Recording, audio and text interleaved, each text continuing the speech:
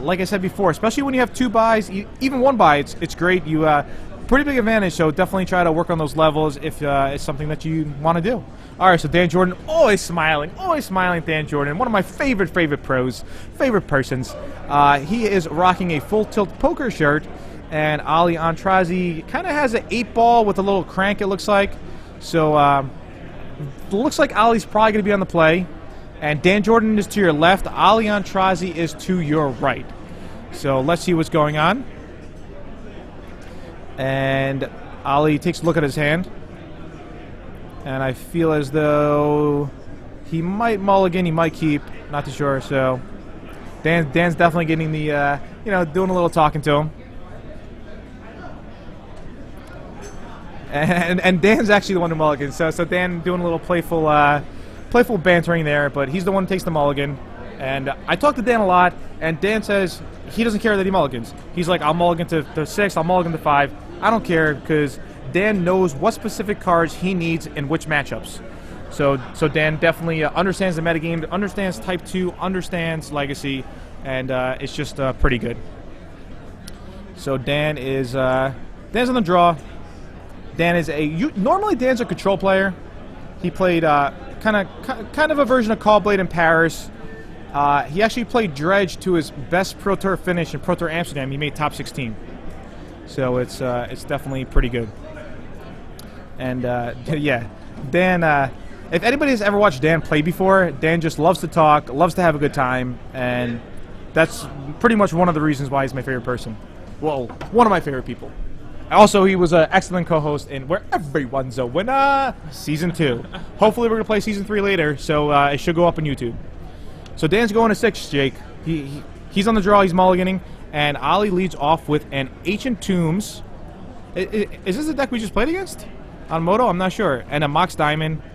And, oh, wow, okay, so he's playing this deck. Ali is playing a crazy Affinity Artifact type deck with the Forge Master, the 3/5. Yeah, he's playing, I think the original name for this deck was Mean Deck Mud, but that version of the deck played Goblin Welder, and did not have blue for Thoughtcast. It was red instead for Welder, and Ali chose to play blue for Thoughtcast instead of red for Welder, and that gives him access to Chalice of the Void. Ali felt that Chalice of the Void on 1 was like an excellent choice for this format. Wait, what were you saying? So the original version of this deck. Oh, okay, the original version. Okay, gotcha. Yeah, Perfect. Was, all right. Came in 2nd place at the tournament in Indianapolis. Okay, great. So he leads off with a Thoughtcast. And he's drawing extra cards. Pretty good. That's what you want to do, right? Especially against a deck that is kind of a more card advantage type deck out of Bug. Yes. Yeah. So Dan's not playing Team America. Don't be fooled, guys. He's playing Bug, but not Team America. You guys will be pretty. Control. Yeah.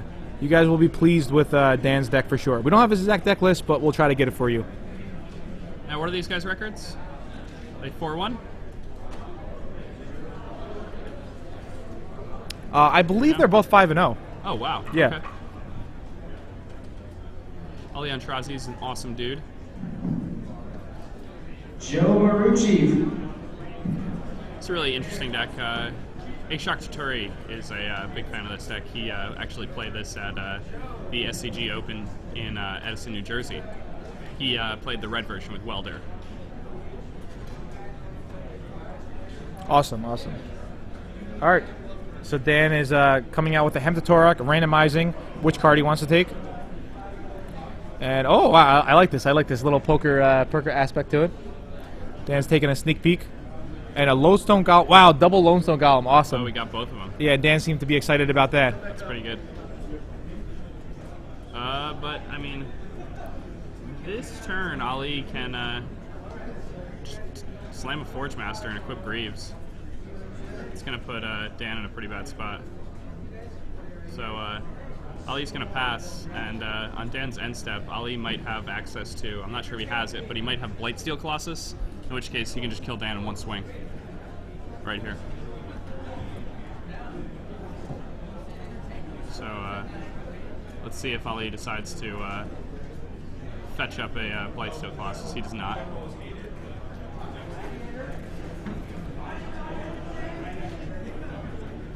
going to attempt to Voltaic Key. And then play Grim Monolith.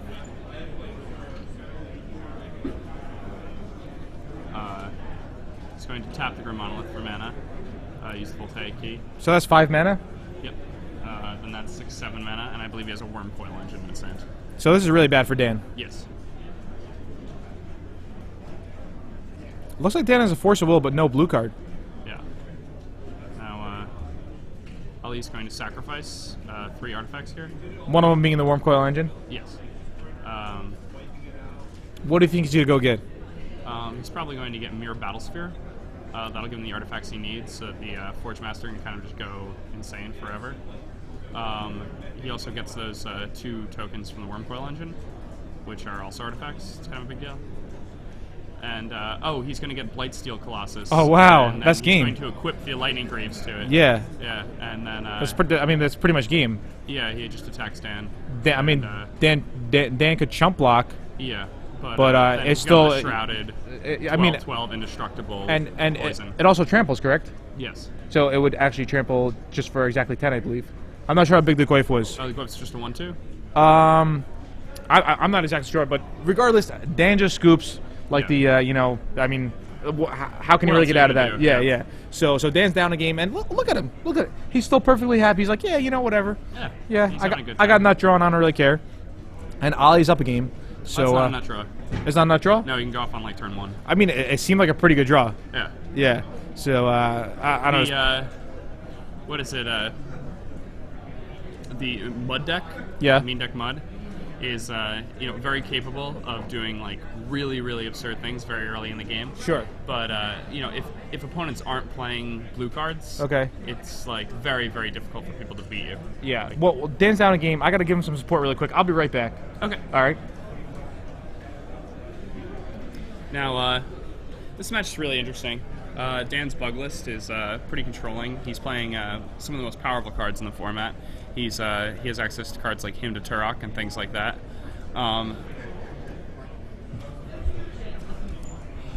Whereas Ali is playing Mean Deck Mud, which is a combo-based artifact deck. Ali's deck completely ignores 1-drops. It doesn't play any 1-drops. So if you guys are looking for a deck that dodges Mental Misstep, Ali's deck is like the penultimate of that. He instead plays Chalice, which he then lands on 1, and he can do this on turn 1 with a great amount of consistency because he has the Moxen, the Ancient Tombs, and the City of Traders.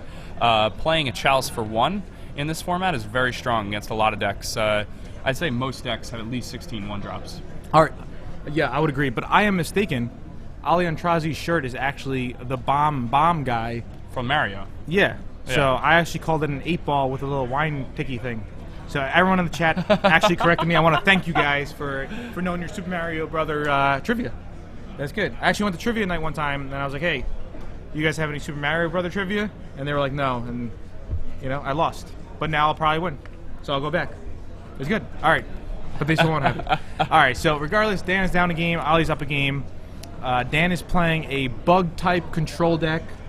Goyf him close to Team America, but Dan is not Team America. Dan's playing Dark Confidant. Okay, so, no Tombstalkers? No Tombstalkers. So just a little different build from Team America. And we saw Ali's deck play to his fullest, pretty much. Yeah. So just... It did what it's supposed to. What was it, turn 4? Turn 4 kill? That was... I guess the actual kill would have been on turn 4, but he put the Blightsteel Colossus into play there on turn 3, and he actually had access to the combo as early as turn 2, but he chose to wait and make sure that he went off clean.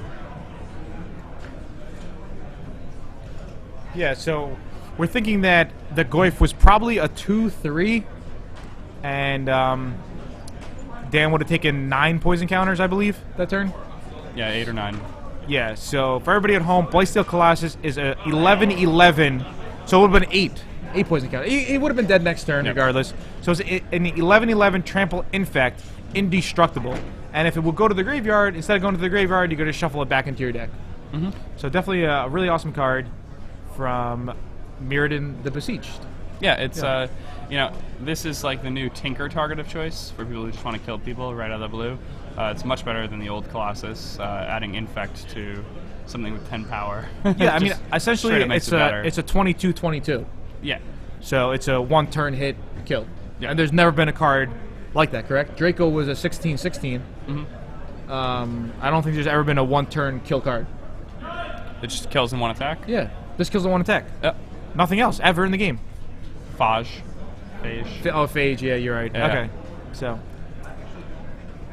All right, so Dan Jordan is counting out his 7. Let's see, 2 at a time. Just watching Dan, he brings a big smile to my face. Brings a big smile to everybody's face. Oh, yeah. Yeah. Dan's such a great guy. Yeah, and he's probably going to keep.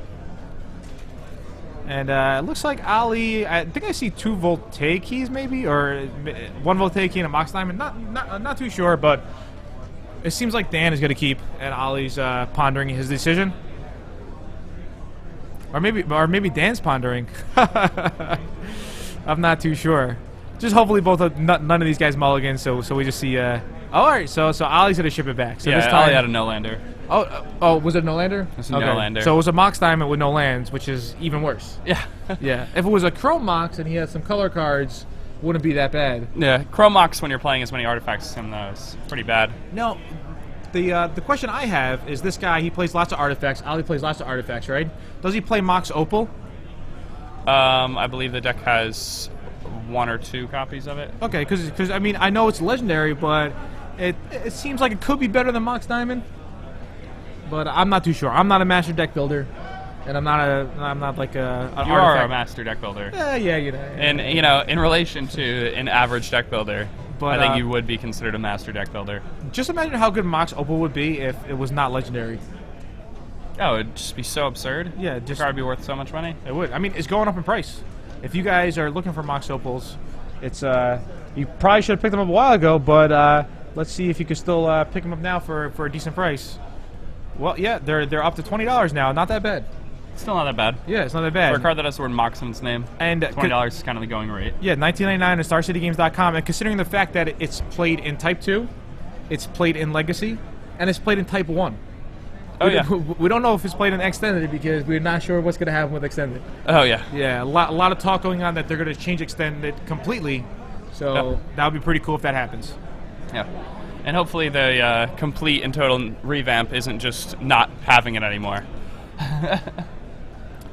All right, so Dan leads off with a Verdant Catacombs. And it looks like Ali has double Mox Diamond. Yeah, he just ripped one off the top. It's pretty rough. Yeah, that's usually not that good. Unless he does something crazy this turn. Then it's good. All right, so it looks like we're going to have their deck list. Dan Jordan and Ali Aintrazi's deck list. No, not their deck list. No, it's okay. Yeah, it's all good. All right, so maybe later, though, we could have Dan Jordan and Ali Aintrazi come in the booth and talk about their decks. That would be pretty cool. All right, so Ali has access to 3 mana. But he's not done yet. Not at all. You think he's done? He's not done. Here comes a Metal Worker. Yeah, I mean, if Dan doesn't have a removal spell, he's probably just dead, right? I think he has a Metal Worker and Mox Diamond. Oh, so yeah. I don't think he has like doesn't really a have any threat. action. Yeah. Yeah. He's like a Valakut deck with no Titan. Okay. At this I can see point. it. Yeah. All right, here comes a Thoughtseize. Awesome card. And that's it does play a Mox Opal. That's a Mox Opal. Mm-hmm. So the reason why he didn't play the Mox Opal there is that he wanted to hold it to fuel his Metal Worker. Yeah. Because Mox Opal will add 1 mana, but with the Metal Worker and the Opal in your hand, it's going to produce 2. Mm-hmm. Personally, I would take that Metal Worker, and Dan. That's the reason why I'm friends. Friends with Dan, or Dan's friend, whichever way you want to look at it.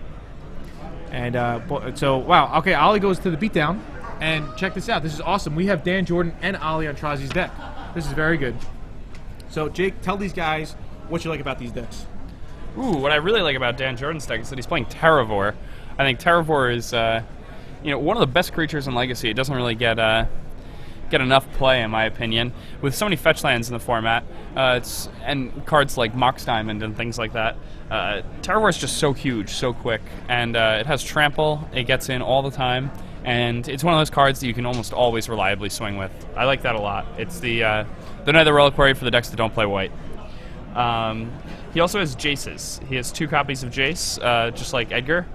Jace is incredibly good in this format. I think Jace is actually better in Legacy than it is in Standard in some ways. All right. That's not true, but better than Extended. I'm sorry. All right. So Dan's off to a great start. He's got pretty much control of this game. Ollie is kind of short on mana in the sense that he can't really build up his lands. Yeah. While Dan is playing land after land, and he has Goy for a pretty big attacker. All right. So Ollie, what? All right, Ollie's. So did he draw a Worm Coil? I think he did. He did. And he just revealed 6. So he has 6 mana in his pool and dropped the Worm Coil. Wow, things should have just changed right there. Yep. Does Dan have an answer? I don't know. It's pretty tough to answer a Worm Coil engine if it's not in the form of a counterspell or something. Yeah, I mean, it's a really hard card to deal with. Yeah, especially if you don't have access to cards like Path or Source. Does Dan have Soul of the Temptation anywhere in his deck? He does not. Oh, wow, Soul of Temptation would be really have, good. Yeah, it doesn't look like he has much to deal with this card.